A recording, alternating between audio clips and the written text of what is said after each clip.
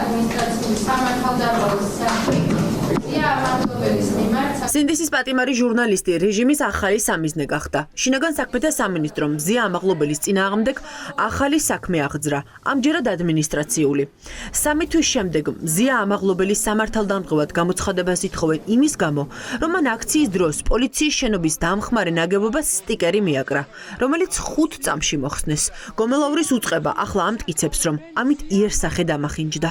სტიკერის დაკრის გამო პოლიციას არ ჰქონდა დაკავების უფლება. ყველამ კი იცის, მაგრამ საქმეც იმაშია, რომ პოლიცია მე არ იცოდა.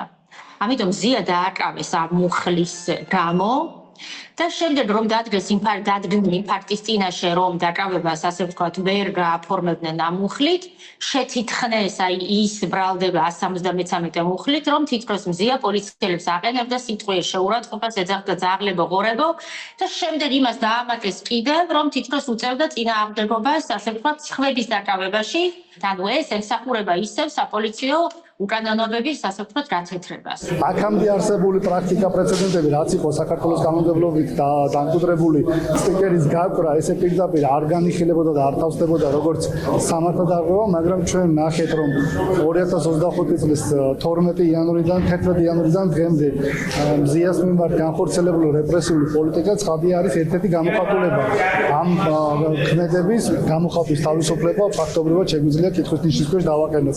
მზია ამაღლობელის წინააღმდეგ წამოწყებული ახალი ადმინისტრაციული საქმე დღეს ბათუმის სასამართლოში დაიწყო. თუმცა მოსამართლე მარიანა ფომაევამ დაკავებული ჟურნალისტის მოთხოვნის საფუძველზე გადადო. მზია ამაღლობელს 2 დღის წინ აცნობეს, რომ კიდევ ერთ საქმეზე უპირებენ დაჯარიმებას. ძველ პრაქტიკას თუ გადავხედავთ, სტიკერის გაკვრა სამართალდარღვევად არ ფასდებოდა. თუმცა მზია ამაღლობელს ეს ბრალდებაც მარტივად მოარგეს. ეს ახალი ადმინისტრაციული საქმე, რომელიც მზია ამაღლობელის წინააღმდეგ წამოიწყეს, ერთი მხრივ არის რეჟიმის ცინიზმის გამოხატულება, იმიტომ რომ მზია ამაღლობელი უკვე იმყოფება ციხეში, რომელსაც კიდევ სხვა ადმინისტრაციული სამართალდამცველობის გამო ედავებოდნენ და დააჯარიმეს და ახლა კიდევ სხვა მუხლით, ადმინისტრაციული მუხლით ედავებიან სტიკერის გაკვრაზე.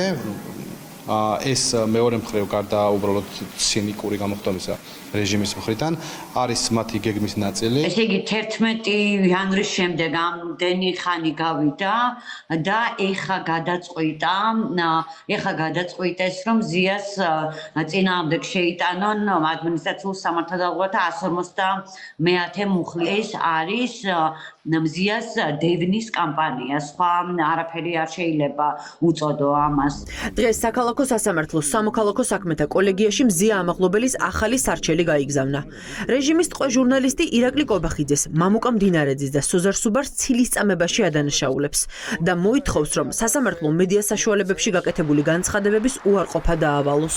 მიუღებელი არის თვითონ ირაკლი კობახიძის იქცევა და შეფასებები, თითქოს მზია ამაღლობელი რაღაცის დავალებით აცდილობდა თურმე ირაკლი დგებუაძისთვის იმის ცილის გაწუნას და მისთვის ტკივილის მიტანას აბსოლუტურად არასწორ შინაარსში არიან შესული. არა მაქვს მოლოდინი, რომ რაღაცა სასამართლო თბილისის საქალაქო სასამართლო ამ თემაზე იმსჯელებს საერთოდ, ობიექტურად კი არა, საერთოდ იმსჯელებს, მგონია რომ არაფერსაც არ იმსჯელებს.